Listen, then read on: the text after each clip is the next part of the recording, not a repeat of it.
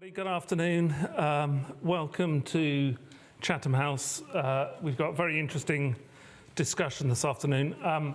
My name is Tim Benton. I am the director of the Centre for the Environment and Society here at Chatham House, and we are today at this event at Chatham House within London Climate Action Week to talk about cascading risks. And the title of this event is Cascades, Resilience to Climate Risks Across Borders. Now, many people aren't necessarily top of mind with cascading risks, and they arise when there is a climate hazard that happens somewhere else, and the impacts of that climate hazard create ripple effects that spread across geographies, sometimes spread across sectors. And so the impact of that climate hazard over there is felt across the world. And the most obvious ways that these climate cascading risks happen are through interruptions of supply chains, through forcing human displacement, which might in turn lead to increasing in conflict, which might disrupt local societies and might disrupt supply chain routes, etc.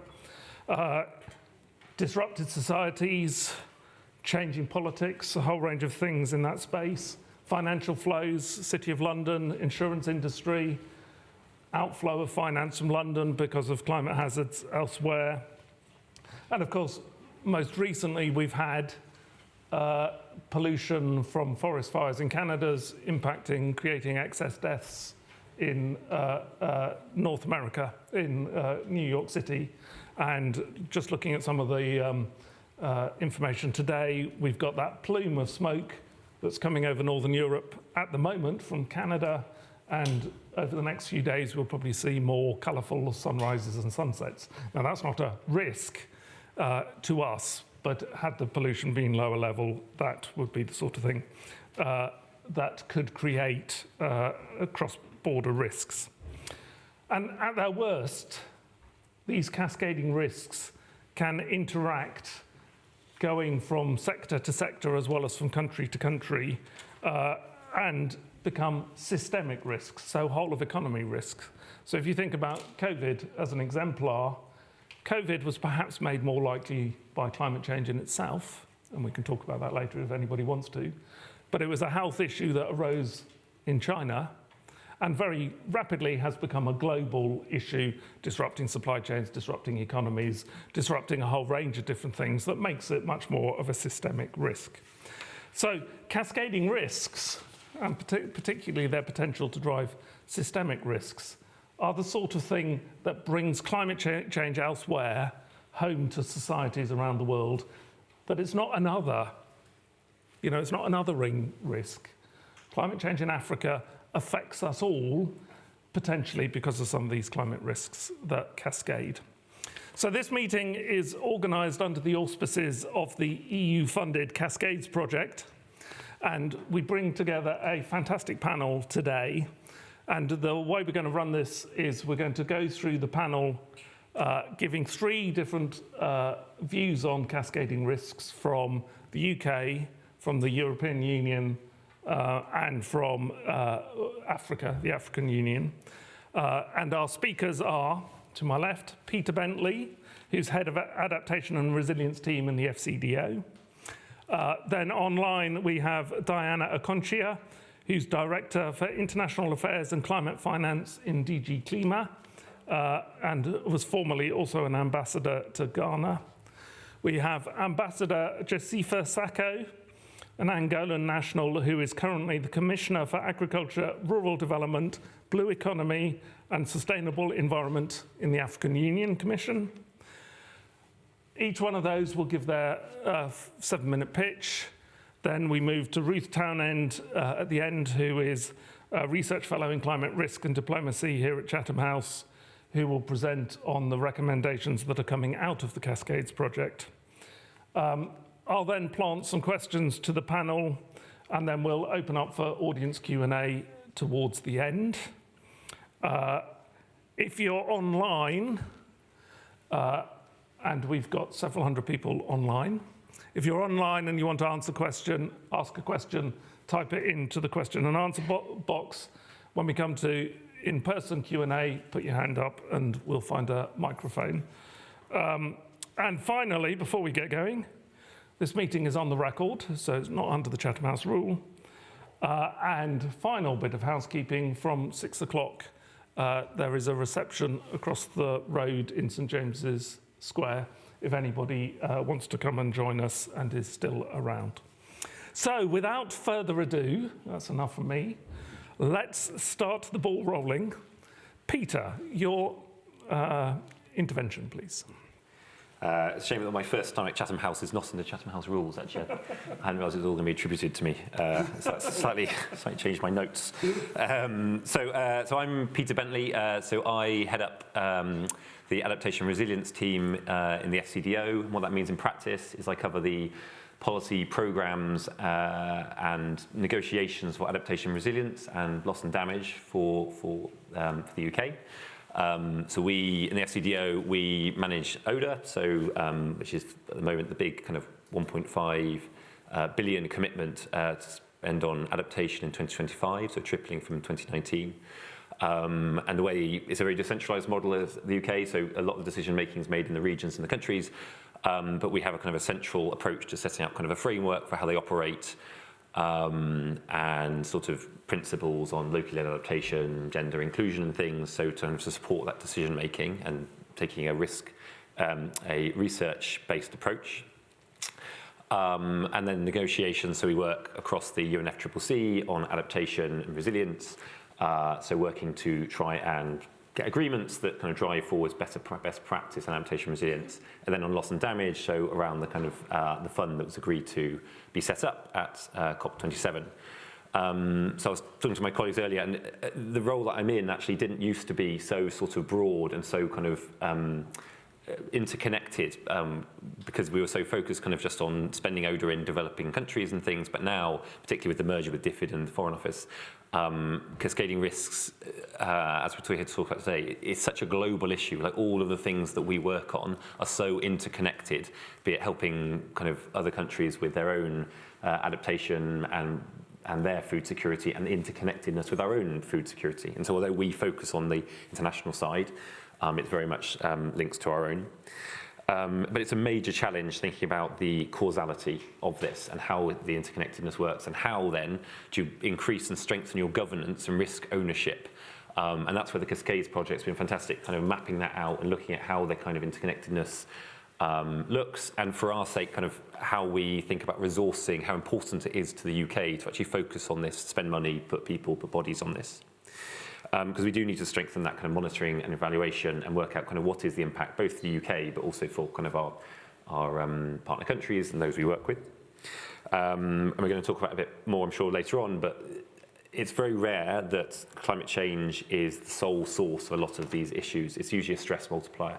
And so what we as the FCDO are sort of getting better at, and the Cascades project has really helped with, is kind of things like the Russia-Ukraine crisis, which obviously, the war caused by Russia, is not obviously climate related, but that has exacerbated food security challenges, which linked to the climate change issues, has caused food security, has caused, the rising price of energy makes food processing more expensive. And so although, that doesn't sit within my patch, it's very much accelerating challenges and issues that we're thinking about.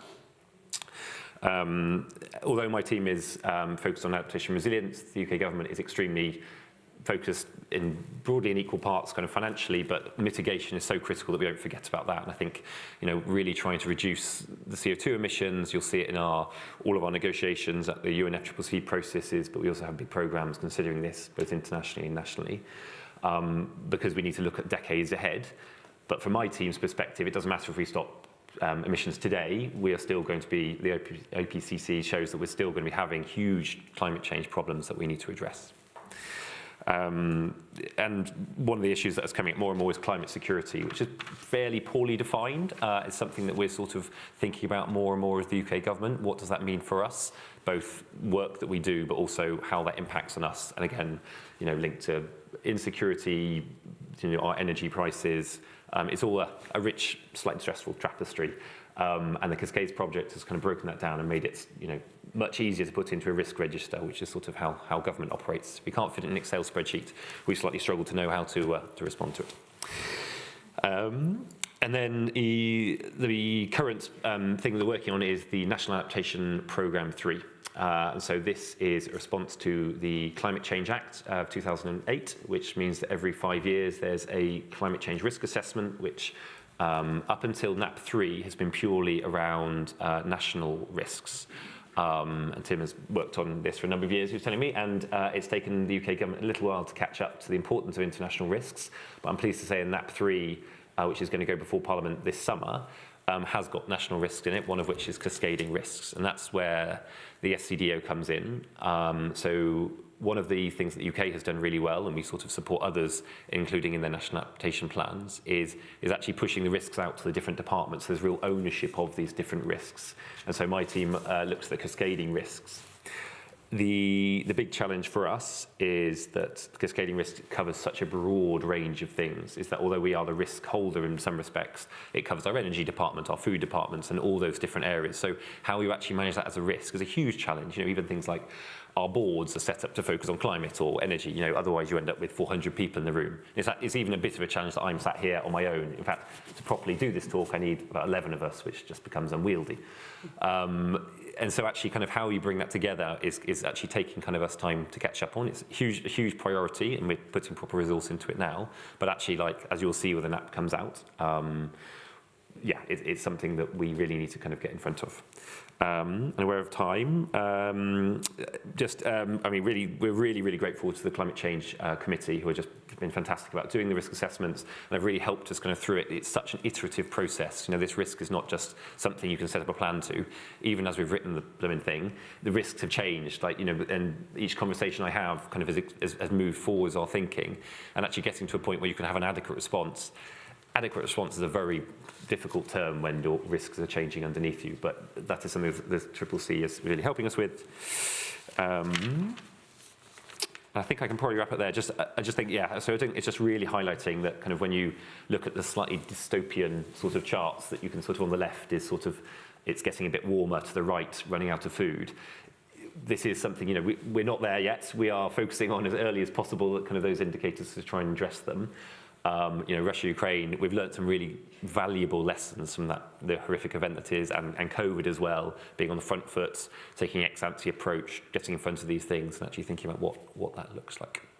But anyway, thanks for having me here, and I look forward to some challenging questions. Thank you very much, Peter. Is anybody else feeling quite warm in here? Chris has just popped out of the room. Lavina, yeah, can you turn some air conditioning on before everybody melts? Thank you. Peter's just mentioned getting in front of the risk, and I think one of the things that is worrying me on a daily basis as I start looking at the climate, I can feel some cool air, the way the climate is developing is that we've got the horrendous war. And I suspect many people in this room were doom scrolling over the weekend trying to work out what was going to happen in Russia. But at the same time, we've got unprecedented sea surface temperatures. We've got El Nino building. We've got significant heat domes in many parts of the world. And I can very much see as we look ahead over the next year that there is the potential for having a very significant food price spike again. And what will that mean for countries in the developing world? What will that mean for our cost of living, rate of inflation, et cetera, et cetera? So it's not just the cascading risks perspective in terms of it being a climate hazard, it's how the climate hazard interacts with the geopolitics to create a risk envelope that affects us all on a global basis. But anyway, thank you, Peter. Moving on, let's hear the European Commission view. Diana Acontia, do you want to give your intervention? Hello, thank you.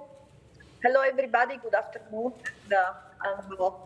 I hope that everybody is hearing me well. I understand I'm the only one who doesn't participate in person, and apologies for that. I would have liked to come to London, but at short notice it wasn't possible.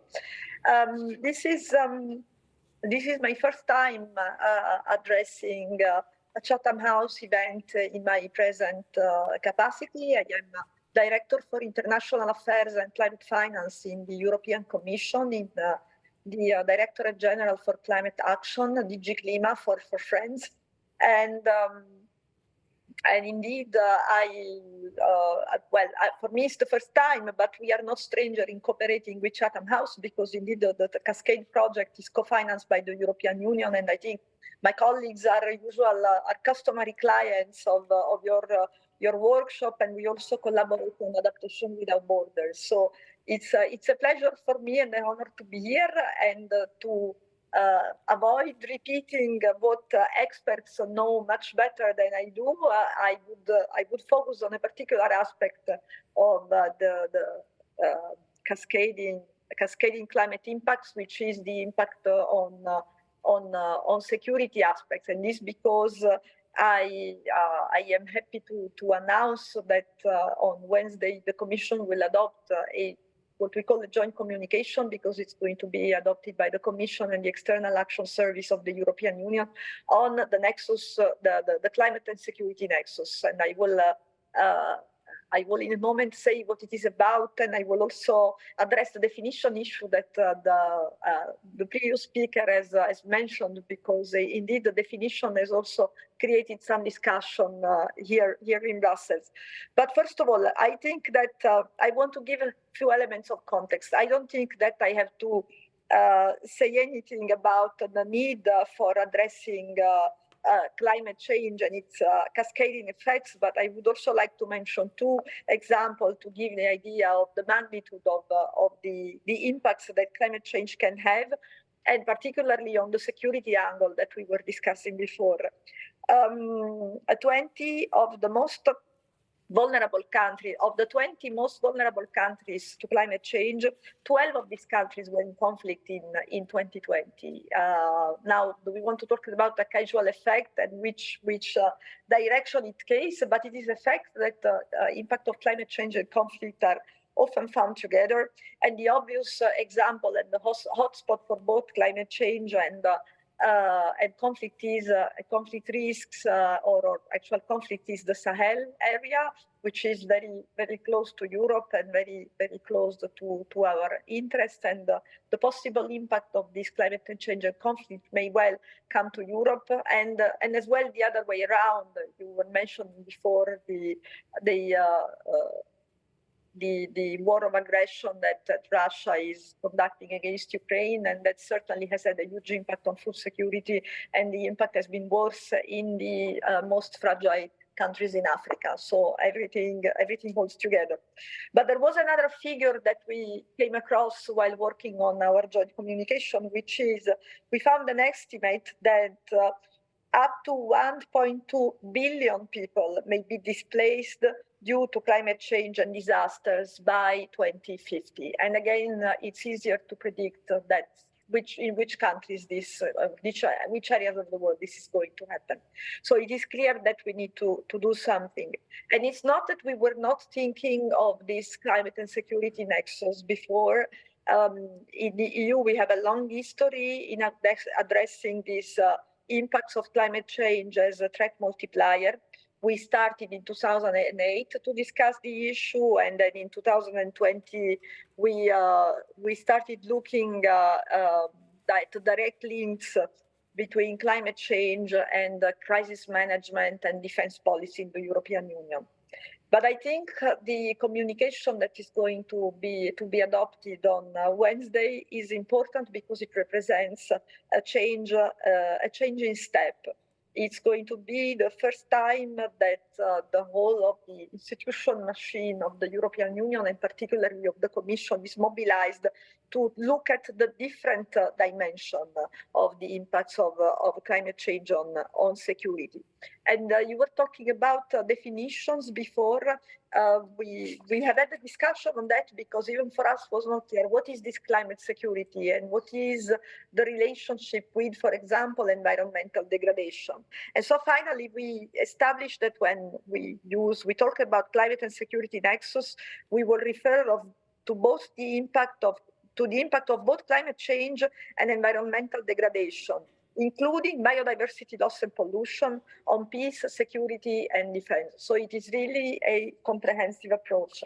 And I want to highlight here the dimension of environmental degradation, because it is very, very important. A lot of the impacts are not directly coming from climate change, but they are passing by, or they are manifesting themselves through environmental degradation and, for example, challenges on water and on food security, on desertification, and so on. So that's why I'm talking about the global approach. And I said before that I would give, I said to the organizer that I would give a sneak preview of what we are going to see on Wednesday, and I will. The joint communication will cover 4, I would say, macro areas. First, we have looked at how we can improve climate and environment-informed planning and foresight, decision-making and implementation through evidence-based analysis. It's not that we were not doing it before, of course, but again, I think we are talking about a change of dimension. For example, we will start producing annual climate and security trend analysis to support the political and strategic decision making in the European Union and also in the national level, because of course everything that we do here in Brussels, we will do it together with our member states, and it will serve policy making in Brussels and the European capitals. Another aspect will be the operationalization of the climate and security nexus in the EU external action as a whole, from policy to implementation.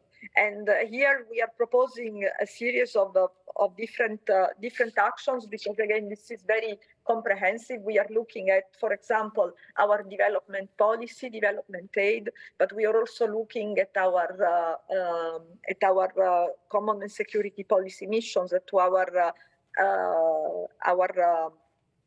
operations, because that also has to take into account the climate aspects. So security aspects taken into account in our climate and environmental and development policy, and climate and environmental aspects taken into account in our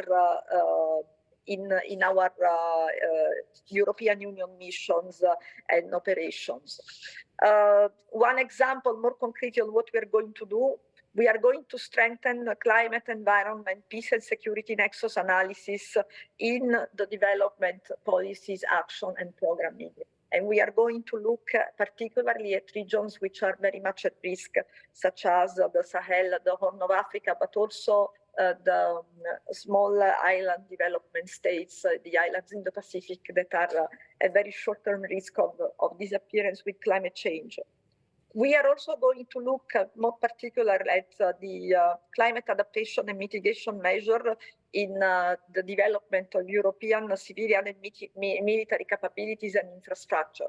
So this is, as I said, a different angle, but this is also necessary because the European military operations have to take into account the need to mitigate and adapt climate change. And the last but not least area, which it's I think where a lot of concrete action will come from, is the need to reinforce our international partnership on the nexus climate security and the work within the multilateral fora. So, for example, we are going to propose to NATO to set up a structured dialogue on the climate and security nexus. We have several dialogues already existing with NATO, but we have to do more, and we know that NATO is very interested, and there will be a positive reaction. But also we will have to include climate in our foreign policy dialogues, and we will have to include a security dimension in our climate dialogues. We have a lot of dialogues with our partner countries, and until now these dimensions were not completely integrated. So now we will make sure that the two dimensions will integrate to each other. I would stop here. I also wanted to talk about adaptation and some of the Commission policies. I think I have talked enough. And I will leave that if there is more interest, perhaps for the Q&A session. And thank you for your attention. Thank you very much, Diana. We will come back to you on the adaptation because we are a bit tight for time. Moving on to our third speaker, Ambassador Josefa Sacco of the African Union. Ambassador Sacco. Thank you, Professor Tim Benton, for giving me the floor. Distinguished colleagues, speakers, distinguished guests, ladies and gentlemen, and all protocols duly observed. I will first of all like to take this opportunity to thank the organizer for inviting me to share the African perspective on cascading climate risk as part of the London Action Plan Week. I will join the director of EU.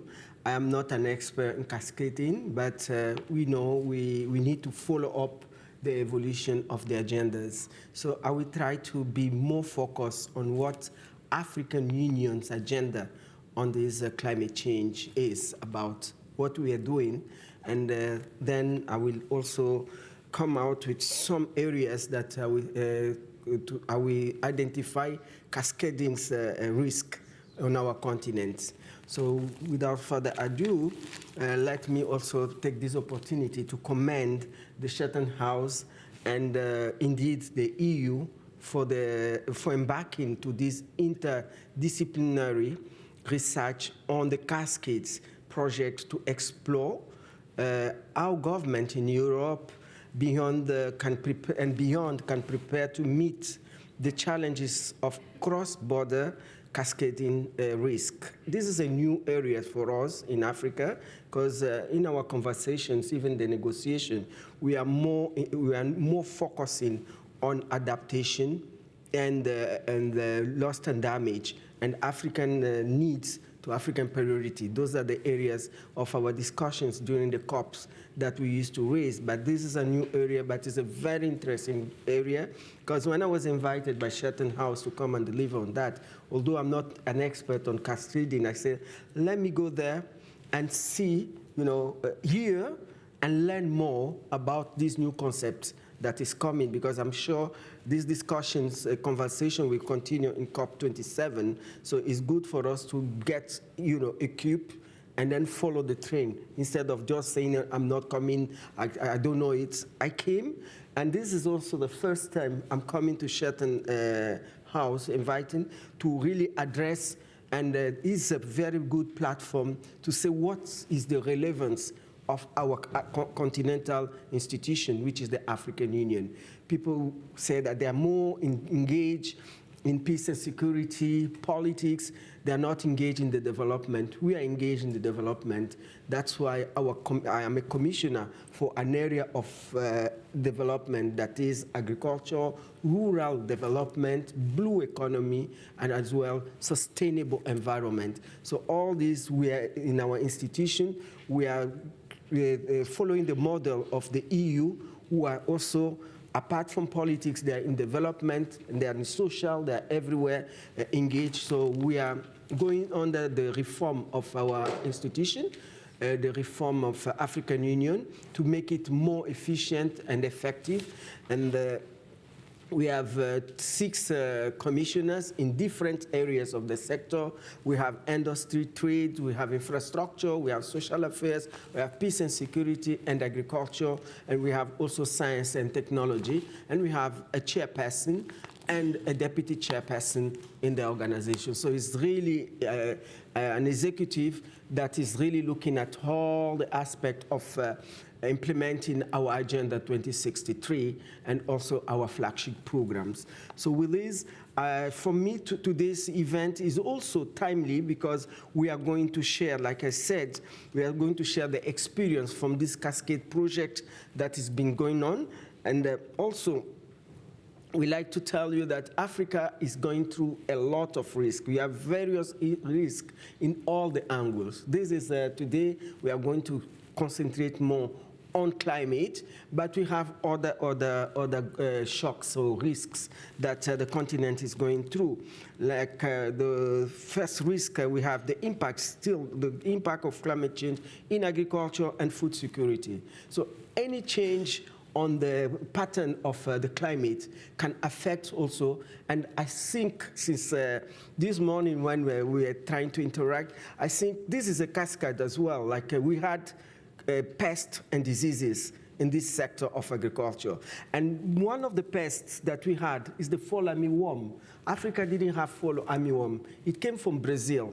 So because of the change of the climate, the change of temperature, our ecosystem was favorable for those insects to penetrate, and it did a lot of damage, economic damage to agriculture. Our food system is already vulnerable in Africa. And with all this cascading, now I can use the word cascading because I'm trying to scope myself inside the consequences of this transborder the risk that we go through the climate risk. So this is one of them. Another impact we have that we all suffered globally, and it is a cascade as well, is not in agriculture, but is in health. This is COVID-19 pandemic. It started in China and came to everybody. So I think this is a cascade that we really need to build resilience and start really investing on this climate agenda, which is very important.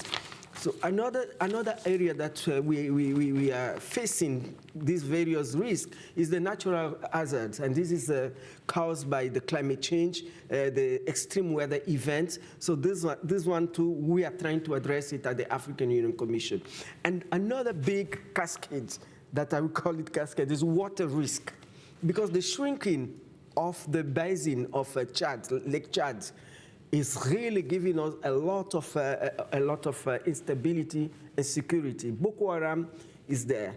Pastoralism are there. So this shrinking of the Lake Chad is also provoking migration, because all these are our youths that come from the Africa to the Mediterranean to come and die here. Is because of all these issues that we have to, in African Union, we are looking at it, and we say that let us embrace this new concept of cascades, and we too, we can, inside our own commission, we should have measures to avoid it, because the fall armyworm, the cricket that we had in the Horn of Africa was really economically very serious.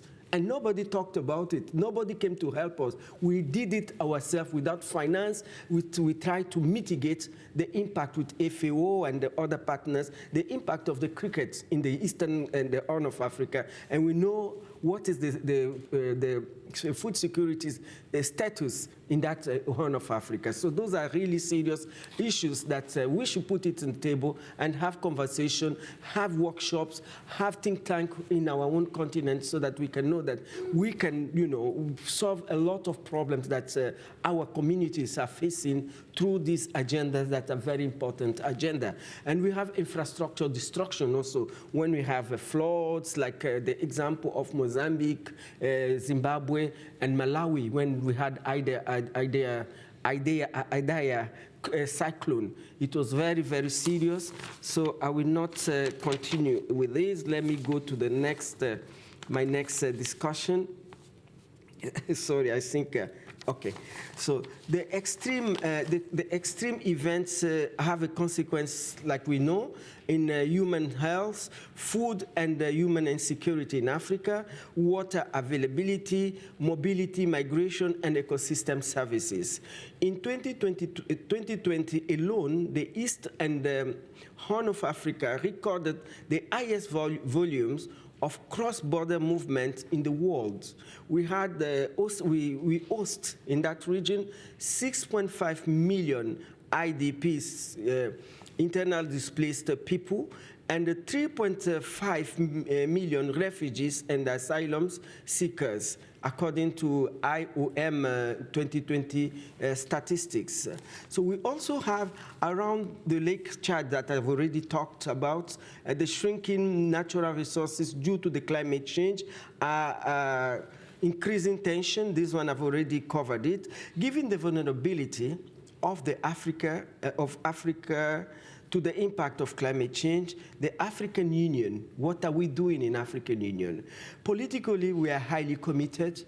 We have in place at the highest level of our head of state and government, we have the committee, and we have our committee of head of states and the government on climate change called CAOS. So all these conversations, all the policies are adopted there before it becomes the continental program and before it becomes one African position. So we have this CAOS inside the African Union, is an organ of the African Union. We also have the African Ministerial Conference on Environment, AMCEN. So our ministers of environment, they meet, and we carry on this the agenda. We also have the African groups of negotiators. All these, the previous speaker presented as loss and damage, adaptation, all this conversation. We have our own experts, African experts, that are inside and they discuss during the dialogue. I mean the climate change dialogue. So in 2022, the Assembly of Head of States and Government, that was last year, for the first time, we adopted two critical continental framework. One is the African Union Climate Change and Resilience Development Strategy and Action Plan. That is the action plan for 2022 and 2032. So this is a tool that we have that we really want to mitigate the impact of climate change and all these cascades that can come through this tool. We didn't have any strategy on climate change, but today we have, and this will inform our decision makers, our member states, to build their own climate change and resilient development tools on their own at the national level, so that they can fund, also put it in the budget, instead of us to start putting our hand like these beggars. We are not polluters, we cannot be beggars. So we have to take our own destiny on our hand, because COP15, they promised to give us $100 billion for this climate action, climate project. Up to now, we haven't seen anything. Africa has only less than 4% of emissions. So I think this is very important, that we should prepare ourselves in the continent and have our tools. And when we want to negotiate with the financial institution, we have the tools, and we are talking with an organized way that this is the continental document. This is the bankable project for the climate, the Green Climate Fund that they say Africa doesn't have a bankable project. This is our bankable project. Our strategy is our bankable project. From there, we can see action, project, and program to go to the banks. I mean, and collect the climate funds and get support. And also, 1 minute. 1 minute. 1 minute yeah, left. The last one, well, you know, talking about the continent is a lot. Like President Museveni, when they gave him 5 minutes in China, he said, I cannot leave Africa to come to China and speak 5 minutes. How much does that cost? But that's no problem. So during the COVID-19 pandemic, so we wanted a recovery plan. And I am in UK. I will take this opportunity to thank the UK government when they had the presidency of COP, and they supported us to build this, the African Green Recovery Action Plan with 5 pillars. And this document we are trying to negotiate to get champions to start implementing. We don't want to have a lot of projects on the shelf. We want to start implementing our own policies. Thank you. Thank you very much. Let's just have a round of applause for the 3 speakers so far. And particularly, as Josepha put me in my place there, she's come all the way from Ethiopia to speak to us today. So a little bit of extra time, and I hope that there'll be lots of interesting questions that will come from the floor. Ruth, over to you. So we're running several minutes behind time, so if you can just cut down your 10 minutes to 2 minutes. I'll see what I can do, Tim. I'm only teasing. Thank you. So the Cascades project explores climate risks, as Tim has said, which are not or cannot be confined within national borders. To prevent me going over my time with cascading implications for the rest of this event, I'll refer to cascading climate risks as Cascades for short from now on.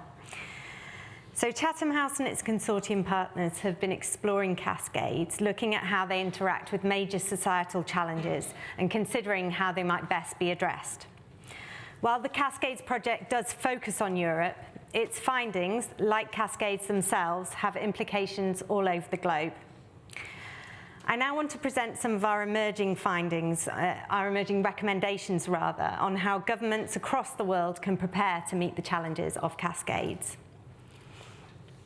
So as we've heard from our distinguished speakers, the UK, EU and Africa are approaching cascades in different ways, each face their own unique challenges. There are, however, many points of common interest. All regions, countries, and indeed continents will need to consider what cascades mean for them. Strategies to build resilience require interventions in global systems which will affect all countries. These therefore need to be inclusively planned and implemented. Countries' actions to address cascades will themselves have cascading impacts for other countries. For example, changes to adaptation finance, changes to foreign policy, security and development, changes to international operations, including attempts to build alliances and trust with countries who might partner in cascade responses. Acknowledging these commonalities, we're in the process of developing foundational principles for building cascade resilience. We believe these will be salient to the constituencies of all our distinguished speakers today. The first of these 5 principles is prevent. Mitigation, as we've heard, is the simplest, most humane and cost-effective way to avert and reduce cascades. While adaptation is, of course, vital, it will never be enough. We cannot adapt our way through the climate crisis. The second principle is that we do no harm. So in international operations, building resilience with one hand whilst undermining it with the other increases vulnerability for all and damages countries' legitimacy as international actors. Resilience needs to be the blood in the veins of policymaking, particularly where it impacts countries beyond national borders. By failing to consider coherence or account for resilience, we risk harms that could have been prevented. Excuse me, fiddle with my notes. The next principle is that we be transparent. So countries must be informed and honest about cascades that begin, travel through or end in their own territory, clearly identifying these in their national adaptation plans and communicating them to the stakeholders they affect. The fourth principle is that we work for solidarity and just resilience. So recognizing the need for international solidarity in the face of common risks, countries should aim for systemic resilience with just outcomes that benefit all. Procedural justice is also needed, meaning those affected by adaptation outcomes must be involved in their planning and evaluation. Attempts to build resilience through self-interested overseas action will be perceived as neo-colonial and will not be acceptable to the countries expected to submit to them. Finally, we need to cooperate, compromise, and lead. So countries must be willing to invest in resilience elsewhere and accept small costs for long-term resilience gains. Reform of regional, international, and global institutions to improve resilience requires leadership, cooperation, and most of all, compromise. Now, the Cascades recommendations are extensive, and as you will have gathered from our distinguished speakers, Cascades is a huge topic, and we only have a short time together today. I've now broken down the recommendations that I want to present into 4 action areas, which I'll go through with you, and then hopefully we'll still have some time for discussion. So the first area of action is the reform of institutional governance. This is essentially the changes needed to government structures and practices in order to prepare for and address cascades. So the first action here is to understand the risks we face, perpetuate and initiate. There are limits to how well cascades can be predicted, but much more can be done than is being done at present to identify cascades countries face and perpetuate. By building cascade identification into risk assessment practices and taking steps to better map cascades, countries can become better prepared and prioritise no-regret measures. The next step, as Peter talked about, is allocating ownership of cascades. So where risks are better known, they must also be owned. Specifying risk owners makes actions more strategic and enables coordinated involvement of the many departments and teams who are likely to be involved in individual cascades. Eventually, governments will need to develop a whole-of-government approach for cascading risk ownership, but this is the first step. Next, making risk and resilience thinking a basic competency and a core leadership skill. So this is our final area under reform of institutional governance. Cascades are complex and systemic, and dealing with them needs skills to think in complex and systemic ways. We characterize this as risk and resilience thinking. To prepare for increasing cascades, this needs to become a basic competency among a wide spread of actors and a leadership skill in governments across the world. The next area of action is investment. So as I described under the principle of do no harm, it is possible for countries to build resilience with one hand while undermining it with the other. By making both direct investment and wider financial and trade flows work for resilience, we can pull more forcefully in the direction that we need to go. The first action under this heading is to invest in systemic resilience. So recognizing shared risks and benefits, developed countries must effectively contribute to the resilience of developing countries. Part of this means meeting existing climate finance and ODA spending commitments, overseas development aid spending commitments, and ambitiously ramping up adaptation support and finance. Next, under the heading of investment, we need to refocus policy coherence for development towards resilience. So aid provider countries can promote policy coherence for resilience. But this applies not just to development policy, but also wider foreign policy and security actions, and through trade and financial activities. Trade itself also needs transformation. We need trade to be resilient. We all depend on it. But it can also feed resilience. So trade resilience strategies would enable a move away from narrow cost reduction, profit maximization, towards an approach that supports wider societal objectives and global goods. Countries will need to balance investment in long-term stable partnerships with flexibility to maximize resilience to shocks and dynamic response in a more volatile world of cascade. Finally, under the heading of investment, to shift the financial paradigm from efficiency to resilience. Financial institutions and actors need to better understand and manage climate risks, which cascade within financial systems. Better understanding will enable the true cost of climate change to be priced, incentivizing investments in adaptation and shifting the dial on what projects are considered risky.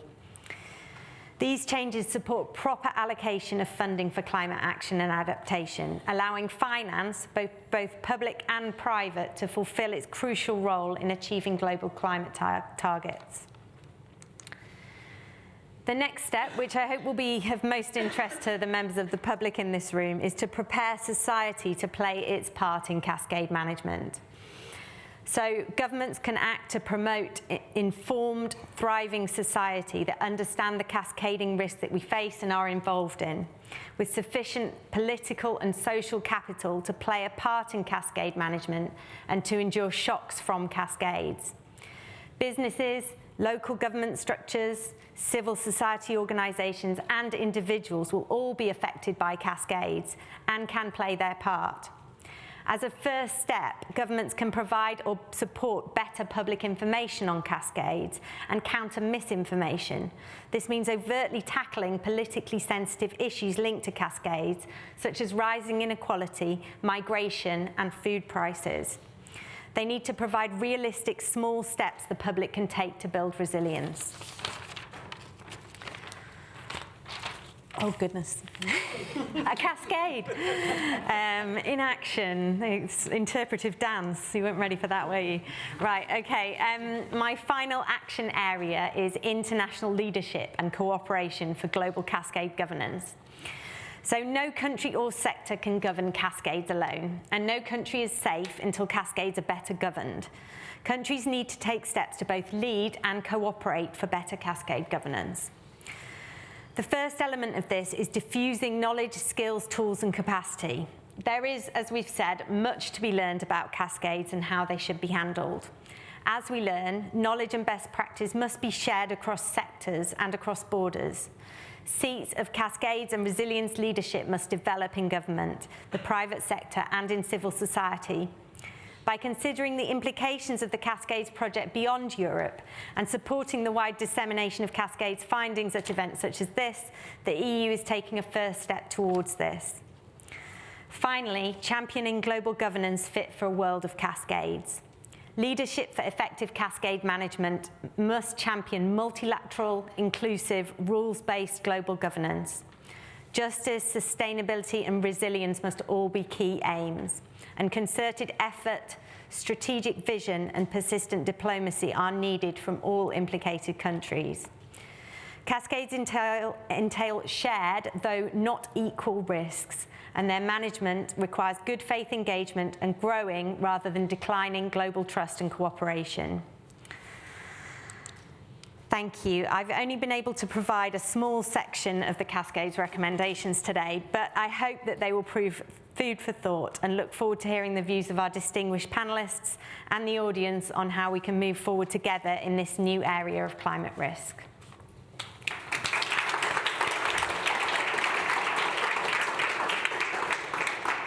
Thank you very much, Ruth, and well done for responding to the time pressure. I'm going to give up the kind of panel part of the discussion. I'm going to ask a single question, and then we'll go to the open floor.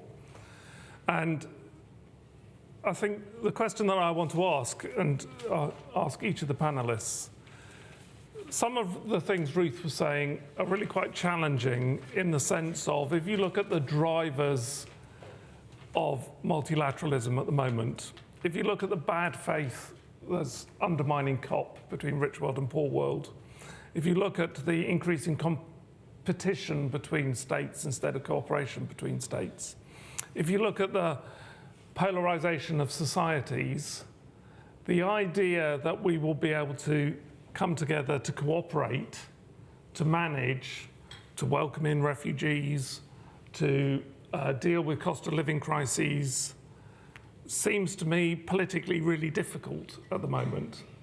So what hope can our distinguished panel give us that actually we can deal with some of these issues and not just kind of give in to tides of negativity that is driving us to recognize that cascades are there, that cascades are getting worse, and we'll just have to suck them up. So let's go to the, everybody please think of your questions, and we'll come to audience questions in a minute. Peter, because you're sitting next to me, do you want to tackle that first? How can all people get along? Is that your sort of... Yeah, basically. Okay. This nirvana of having a world where we actually deal with climate change and we deal with the risks. So I suppose, I mean, I've just come back from Bonn from the negotiations around the UNFCCC. I think there has been a shaking of trust, and I think the UK as presidency and kind of continues is really trying to put itself forward and working with developed countries to maintain the trust that is there and rebuild that trust. And I think that's sort of showing we are all in together and showing that kind of cascading risk is a very interesting kind of, there are win-wins to be had out of it. There are also definitely lose-lose situations out of this. You know, our food security is another country's trade budget. You know, this is how they're sort of, this is their money for them, this is food for us, and in fairly blunt terms, and kind of the energy crisis and things. And I think this is kind of, the UK is very committed to stepping up on this. We've committed to spending 1.5 billion, and I think, as I said, on adaptation 2025, but I think a lot of it is around those kind of conversations we're having and building understanding. So I think some of it is that kind of lack of understanding in some sectors around how interconnected it all is, and kind of unpicking that and unpacking that, both internally for the UK government. This is the first time we've done international risks within our NAP, which has taken time to really kind of see those kind of issues coming down. And the issue is there's a real long time frame with a lot of these, and sometimes it's difficult to find a budget and resource for something that's risk when you've got 300 issues you're dealing with today. So there's getting our own house in order, and then sort of showing and demonstrating other countries that we're willing to do that and working with them. It is very challenging, though. I mean, I hope that things like the Russia-Ukraine war has sort of shown that the UK is sort of willing to lean in, but both kind of thinking about its own security, but others, and the impact kind of a whole ecosystem has on our human system has on our own. But yeah, that's definitely on our risks linked to cascading risk. How do we kind of really come to the table on this, and sort of, I think that kind of not over-promising and really sort of making sure we're kind of legitimate and then we follow through on that. Thank you, Peter. Diana, do you want to say something from your perspective? Of course, and well, I wasn't in Bonn in the last 2 weeks. But the past 2 weeks, of course, I got reports, and indeed the situation is very difficult. I sometimes am tempted to despair myself, but I think we cannot abandon ourselves to despair. As my boss, Executive Vice President Timmermans, always said, if we abandon ourselves to despair, then we accept that there is nothing that can be done, and things get even worse. So we need to find elements for optimism. And I would say, first of all, the world is still capable to cooperate, even in difficult circumstances. For example, last year at Biodiversity COP15, there was an agreement on the Global Biodiversity Framework, the GBF. Even in these difficult circumstances, there was a very good cooperation between China, that was actually leading the works, and chairing, and the rest of the world. So this is possible. We still have good cooperation in different fora, even if it's very difficult. I am involved in G20 negotiation on climate and environment, and indeed it is very difficult, but I still see that there are points on which we all agree. And I think that the entities like Chatham House and the work that you produce is very important, because it raises awareness. Nobody can say at this stage that we don't know, and that we don't know what to do, because we know what to do. It's time now to move from awareness to an informed risk assessment, to integration of these risks into the policy, the national policy, in the multilateral policy, in the foreign relations that we have with our foreign countries. We need to integrate it to finance, trade, social policy, health, but we have the instrument. So it is a question of political will, and the political will has to be found.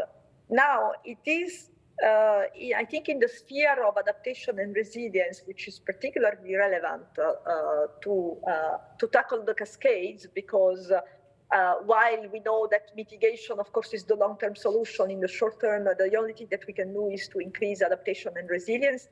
It's a particularly tricky sphere, because adaptation is global. Let's say the consequences are global, but the policies have to be national, they have to be local, they have to be at the level of city and community. And I think my colleague from the African Union knows very well what I'm talking about, because I can see it in also in our relations with Africa. We have dialogues and frameworks with the African Union, but then we have to sort of report them into our bilateral relations with countries, and again, national policies. And this is not difficult. It's not that we are not doing anything. In 2021, the European Union has put almost 9 billion of public finance only in 2021 worldwide in adaptation. We are providing 1/4 of the commitment to double adaptation finance, which was taken in Glasgow. The problem is, I think, that the goodwill is a lot, that the awareness of the problem is there. It is extremely difficult to translate it into concrete projects and concrete opportunities. But as Commissioner Sacco said, you have a framework, and we need to find the ways to move from this framework to the commitments on the ground. But I still believe that it is possible to cooperate in different levels, and while there are difficulties in the multilateral climate negotiations, we are seeing in the European Union, in our bilateral relations with a lot of different countries in the world, in our climate diplomacy efforts, that there are a lot of countries that domestically are tackling the problems. And sometimes this does not reflect in the multilateral negotiations because there is a prevalence of political posturing. But action is happening, and yes, there is not enough money, but there is a lot of money out there. Let's all work together to bring the money to the projects and to make the good projects example for others that have the same political will to work together. Thank you very much, Diana. Ambassador Sacco, following on from that, political will, the money's out there, examples, lots of examples. Are you hopeful? Are you hopeful? Well, I think as a least polluter on the, globally, we can say that we just have to work together, because this is we're talking about future planets for our children, our grandchildren, future generations. So we as Africans, we have our own priority, immediate priority that we put on the table. Adaptation will always be our priority because we are not an industrialized region. So we are not polluting, but we need to adapt to all these hazards. We need to adapt, because if you look at the most recent IPCC report, they are not pointing the finger on the global north, but it is us in the global south, and Africa in particular, that is more vulnerable. And they say that this situation is going to repeat the hazard, more frequent. So are we ready? Am I ready? I'm talking about me, to go to a meeting of chaos and tell my head of state, now we have to talk of cascade. They will tell me, Sacco, do you understand what is a cascade? I'm not against the principle because it is there, but I think we need to contextualize according to region. In our region, what is more important today is loss and damage. It is loss and damage, it is adaptation, and it is African special needs and circumstances must be recognized, and we must inform climate support to this region, because this region is really suffering. So please let us, we will embrace this. We are going to talk in the COP. We can even organize with the Chatham House and the EU, how do you call it, side events during the COP27 to bring it, because those are new agenda. You cannot just go and sell your agenda and the other side we buy in. Let us, go and see how from here, because we did not come here just to come and listen to Cascade. We came here to look at one of the instruments to mitigate the impact of climate change. So I'm not saying that we are not embracing, but I hope they are not, the global north, you are not going to forget our own priority, where our priority lies. It is adaptation, it is a loss and damage because our people are suffering, and the special needs and the circumstances for the continent. Thank you. But one of the mechanisms by which we can perhaps encourage the rich world government, EU, UK, to invest more in your continent is by recognizing that there is such a little differentiation between UK foreign policy and UK domestic policy. If we can invest in building your resilience and help you adapt, then maybe there is less migration pressure, which is very politically important in the UK at the moment, or in the EU. So where is the scope for that argument politically for you to say, invest in us and we'll deal with your cascading risks and use that as a mechanism, as well as it is good for humanity and it's good for us. I will throw it the other way around. Because you are polluters, so you are cascading Africa. So pay for your compensation. That's the way I look at it. And the second one, help us also to reform the international financial organization. The architecture of the financial organization is caduc. 1945, we are not born. And this instrument is still there. It's not contextualized. So with development, are we talking about the Bretton Woods? Because we are Africa, to go and collect our own head for the development in those banks, we pay 7% on the debt, the loan we go and collect in the World Bank or IMF. We pay 7%. The same region, you know, I'm not talking about the global north. On the global south, with the same status with us, they're paying 2%. So we cannot have deux poids, deux mesures, like they say in French. We cannot have it. Let us really reform that one, and we be part of it, because our population is $1.4 billion. We should sit, you know, even the UN, we should sit there and solve our problem, and solve this problem of cascade, which is the way we are doing with EU. With EU, we are going to have our own ministerial meeting at the end of this month in Rome. So all these issues of climate related will be talked by our head of state, our ministers. So we have a dialogue. Why in UN, the global organization, there's no seat for Africa when we are 1.4 comparing to the global north, which is 47 million people. So we have to be there. We need to solve our own problem by being there, being present. Thank you. Thank you very much. Right, we could continue this conversation. Obviously, as you can tell, we could continue this conversation for weeks and weeks and weeks, and we have got about 25 minutes left, and I can already see 12 hands up, and I've got lots of questions online. So this has got to be a little bit of a lottery, and apologies to everybody online and in the room that I don't ask. So let's I'll try and avoid the temptation of going from the front to the back, because that always doesn't work. Lady in red, lady in pink, gentleman in the blue shirt next to Lavina. 3 questions, please. We'll have other rounds. Please ask your question. If there's a particular panelist, then please say so. Thanks. My name is Mira Shah. I'm working for an Africa-based think tank, so if Josefa Sacco, Madame Sacco, if you would like to work with us on identifying cascading risk, we'd be very happy to speak to you about that. But my question is to Peter. We've sort of skirted around talking about Brexit. Could you put this conversation in the context of Brexit? Is there opportunities? Are there challenges?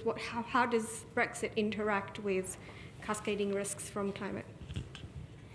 Thank you very much. Short and sweet-ish. Hello, my name's Helen Jackson. I'm from Climate Node.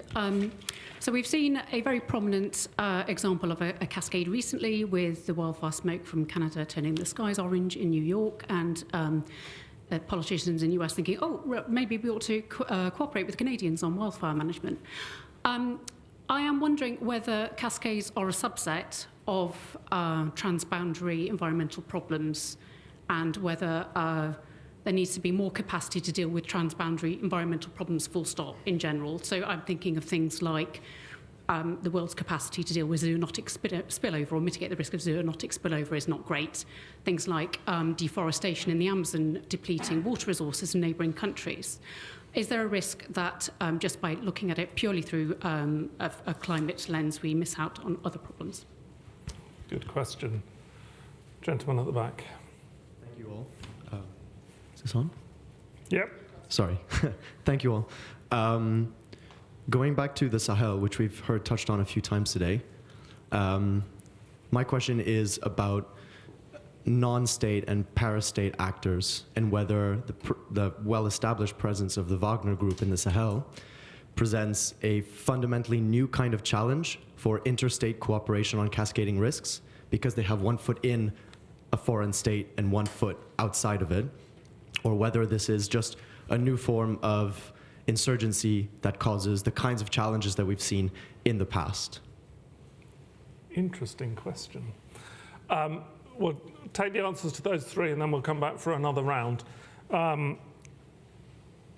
Ambassador Sacco, do you want to take that question about the Sahel and the potential for where does non-state, interstate actors come within that kind of boundary of driving insurgency and interacting with climate degradation, land degradation through climate change? And how does that relate to how do we cooperate? Because it's not just a matter of peace in the Sahel if you've got northern insurgency coming from the Wagner Group. Thank you for this question in the Sahel. I think the African Union Commission has an initiative, which is the Great Green Wall. And the Great Green Wall brought life back to the Sahel. And I think if we can have support from these banks, I mean, the Green Fund, and then continue, bringing life back, I think all this insecurity, all this terrorism in the region will be settled. Because from what we got from the phase one of the Great Green Wall project, the family came to resettle in those areas of the scene.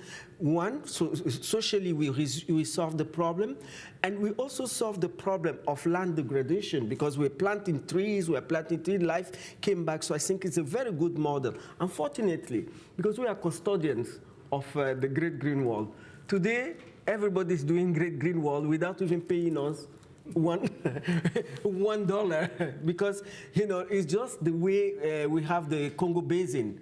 We are contributing to the service of the planet by CO sequestration, carbon sequestration. But how much are we getting on this carbon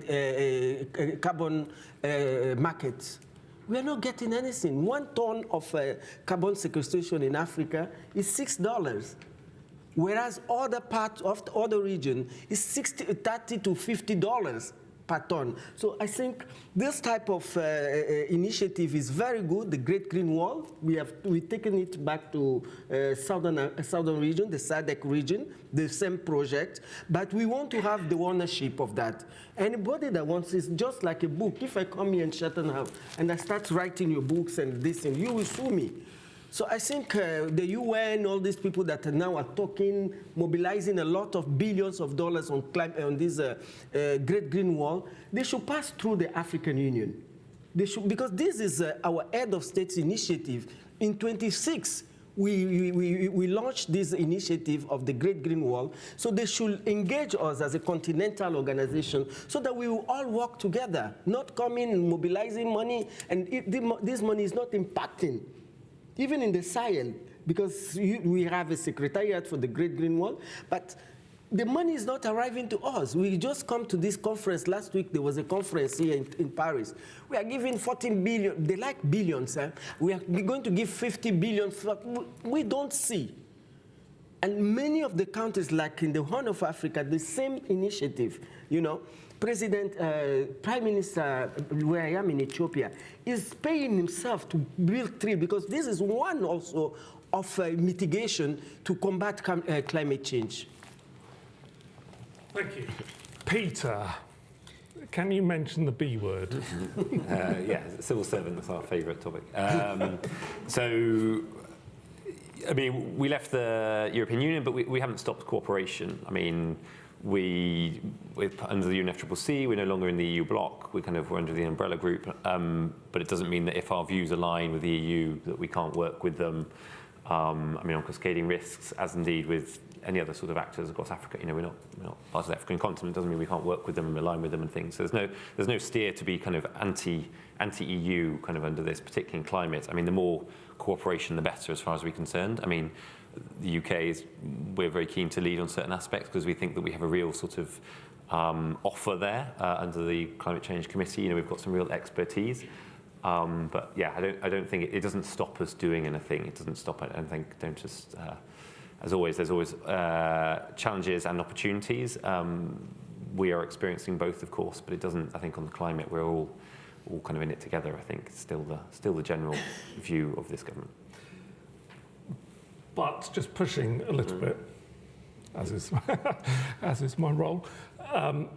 If we're putting up trade barriers with our nearest and biggest economic partners, and there is a cascading risk that comes because climate impacts on cucumber production or tomato production, Brexit can't help.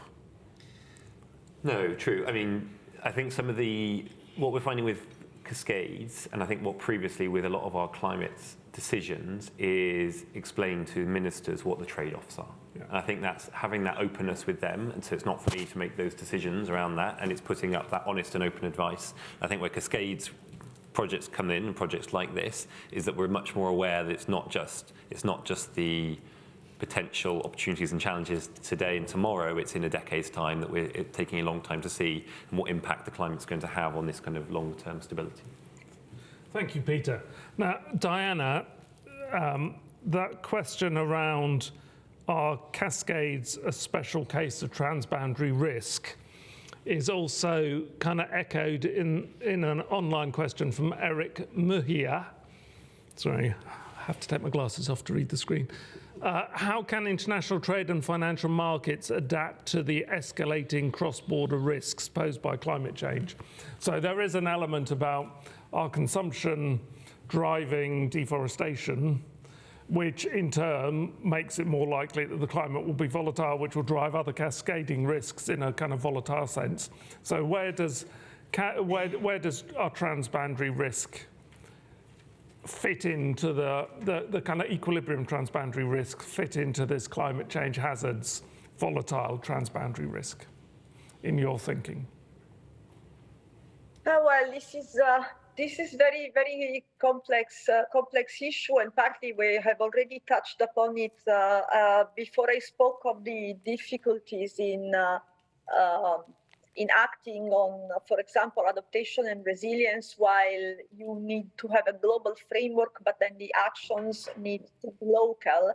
And there needs to be a very strong synchronization, I would say, of the local level, national level, and in the case of the European Union, the European level, and then an international coordination outside the European Union and in all possible global fora. And this is very, very challenging, particularly with the tensions in the geopolitical tensions that we are experiencing. What I could say in terms of response in Europe, perhaps let's look at the way that we have structured the European Green Deal. The European Green Deal is not the aspect that is most somehow prominent is the climate action and the climate target and the implementation of the Paris Agreement. But the European Green Deal is a growth and economic strategy, and if you look at the legislative package that we launched in 2021, there is a climate. There are climate parts, there are environmental proposals, there are proposals on, for example, buildings. So, and there is a taxation aspect. So it is very important. The energy. So we are trying to make the Green Deal the blueprint for European development and growth in the coming years. Now the Commission that launched the Green Deal is coming into its last year. The objective is to get at the end of this Commission with all the proposals adopted, and so to have a very clear blueprint for implementation in the coming years. I think that's what I can say in terms of response, that the climate risks have to be seen or have to be reflected into the whole of the policy making. And for us, even policies that are not directly included in the Green Deal, notably trade policy, the trade policy has acquired recently a very strong sustainability dimension. In the latest communication on trade that was from 2020 or 2021, clearly our trade is going to be, EU trade is going to be sustainable, and the sustainability is going to be cross-cutting throughout our trade relations. There is no policy that shouldn't be touched by this, I would say, by this reflex to look what is the impact, the consequences on climate, on the environment, in my country, outside my country. And let me touch on one last aspect, which is our sustainable finance strategy. I think that there, the European Union is trying to build a very, very comprehensive package of measures that will, in time, ensure that the financial flows within the European Union and outside, because of the regulatory influence that we have on the rest of the world, will be oriented towards the green transition, towards environmental integrity. It's an extremely ambitious strategy, which is not without challenges, because of course the system is very big and there are strong resistances in the system. But I think it is one of the most important pieces of our strategy to lead the climate action and transition in the world.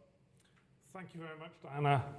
There is not one area of policy that should be untouched by these considerations. Ruth just wants a quick intervention on this. Just really briefly in response to Helen's question, I think we've learned a huge amount through the Cascades project, and a lot of the people on the consortium essentially consider it a start in looking at transboundary risks, how these might be mapped, understood, managed.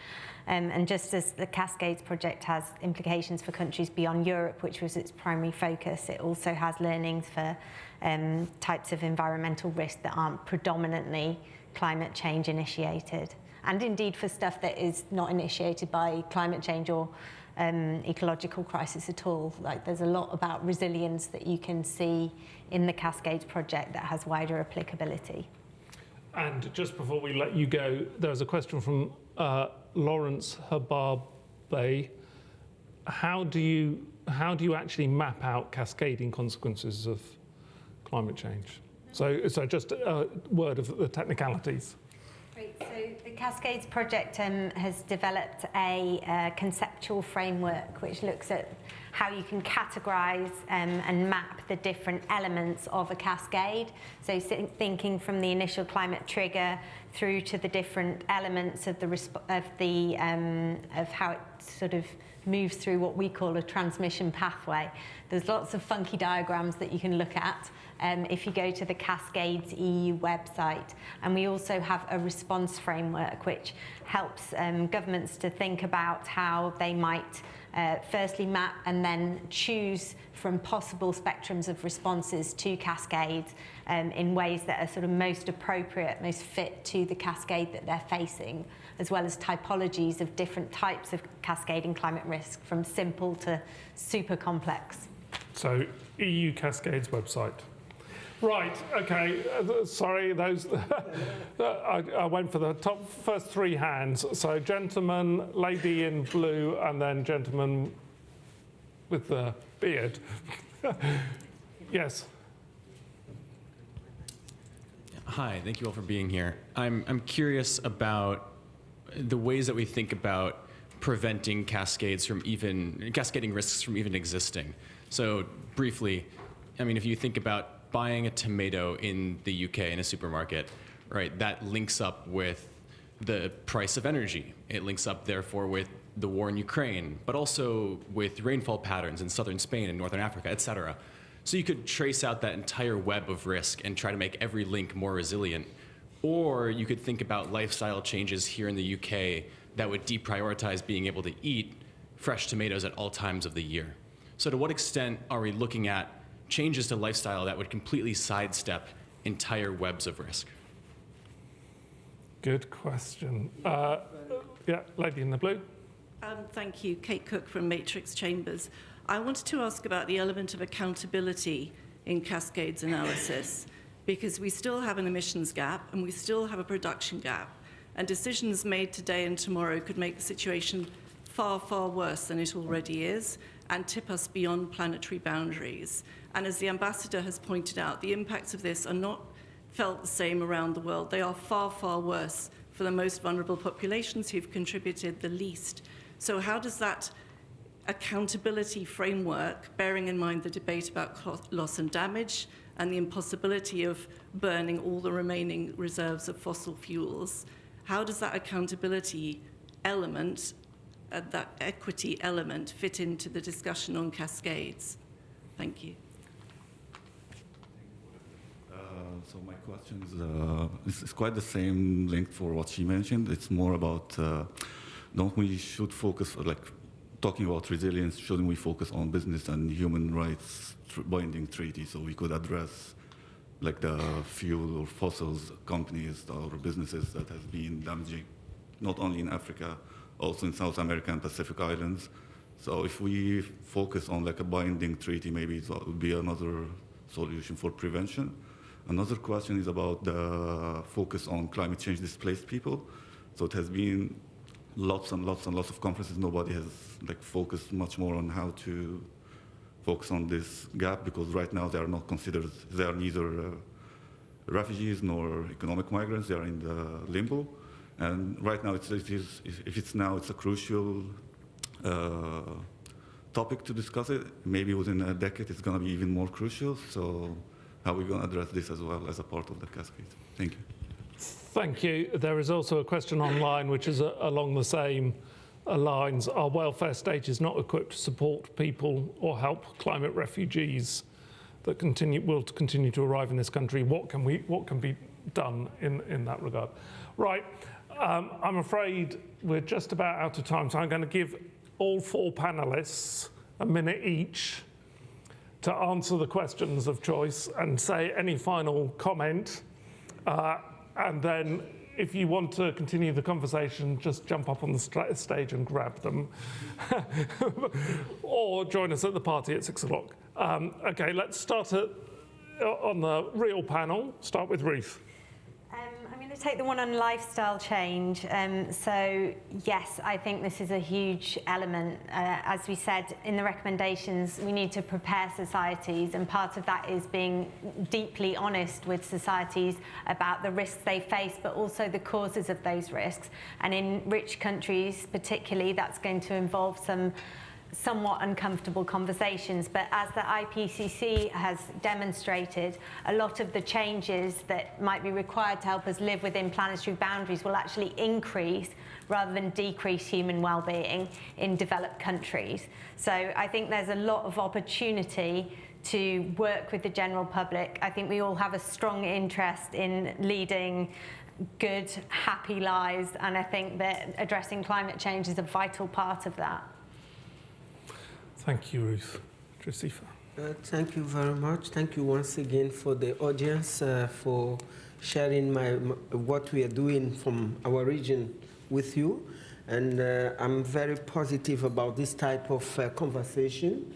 And I think we should not just end here. We should continue and organizing the type of gathering. I don't like much meetings, but this one is a new agenda. We need to understand it very well before we can buy in the subject. So we need also to do a lot of advocacy in our continent so that we know where is the win-win situation. We want to have the win-win programs, win-win conversation, and not just, because this is a Green Deal. I'm talking to my colleague, Diana.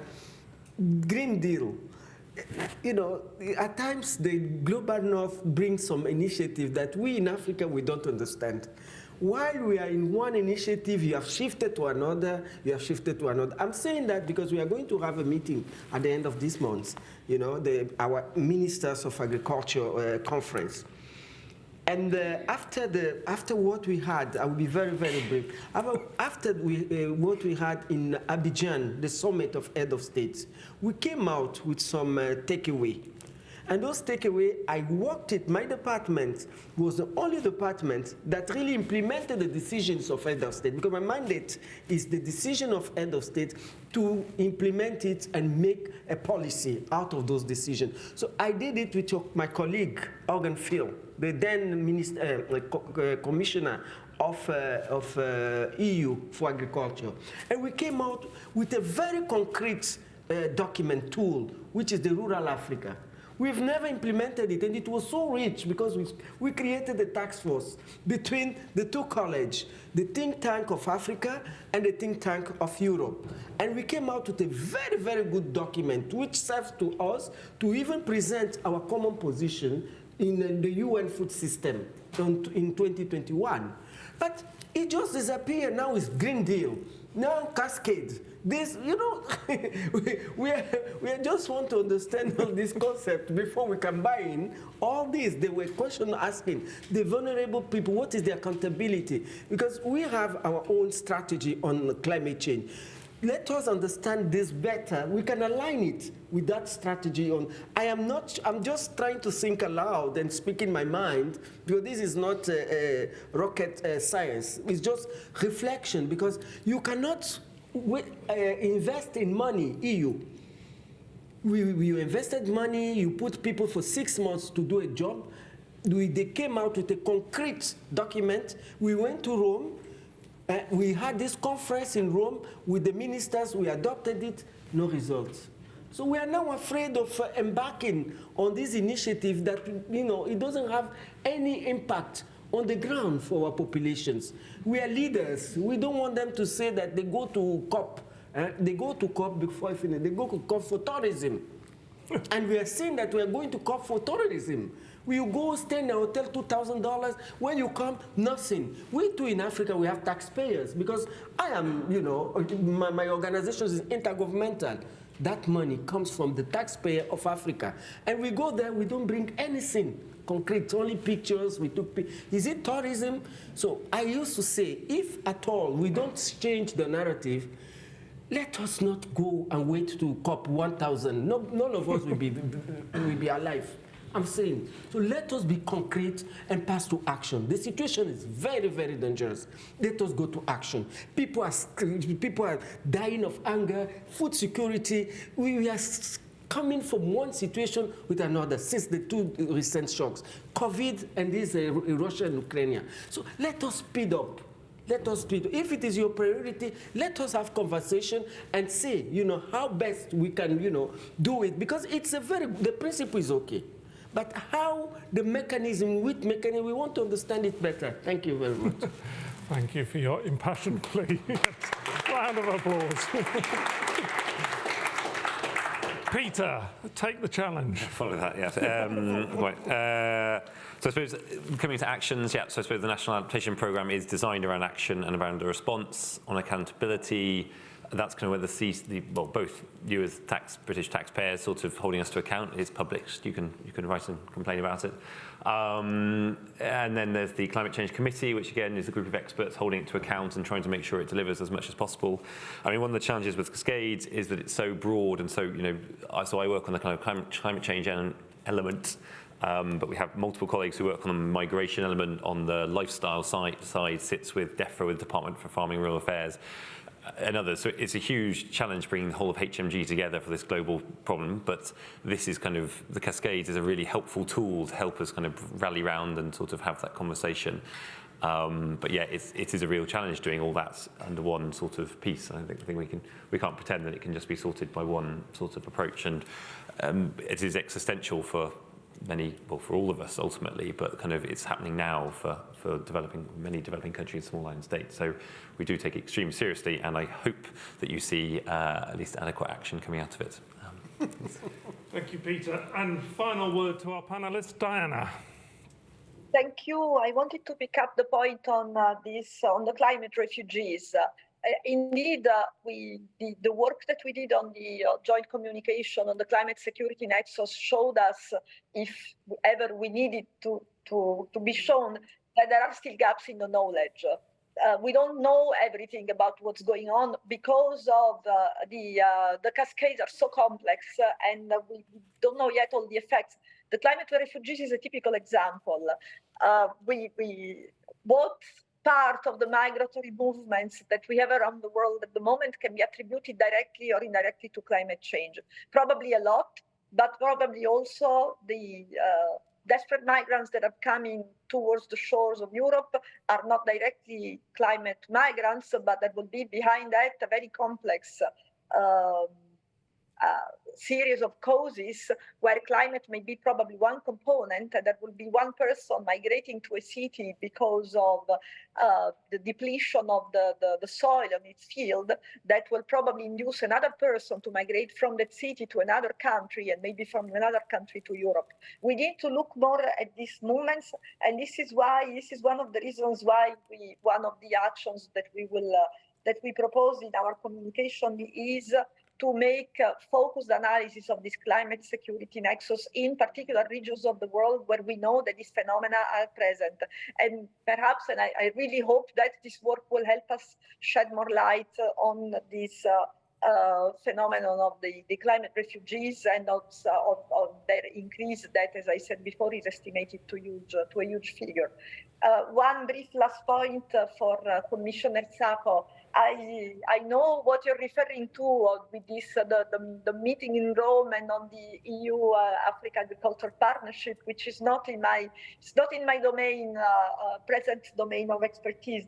But I would be very happy to engage in more discussion with you to discuss the European Green Deal, and I hope that we will have the occasion to continue this discussion at the Africa Climate Summit, where the EU comes on participating at high level, because indeed this is a discussion that we need to have. And I hope that the climate summit will be a success and will take our cooperation on climate to the next level. Thank you very much. Thank you, Diana. Thank you to all of the panelists.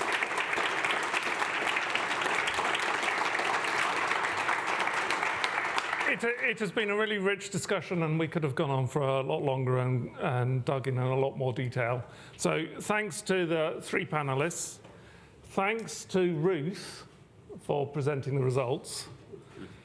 These sorts of events, sometimes we rock up and we have a discussion based on 4 years of research within the Cascades project, based on previous applications for funding. So this is the result of a long period of work.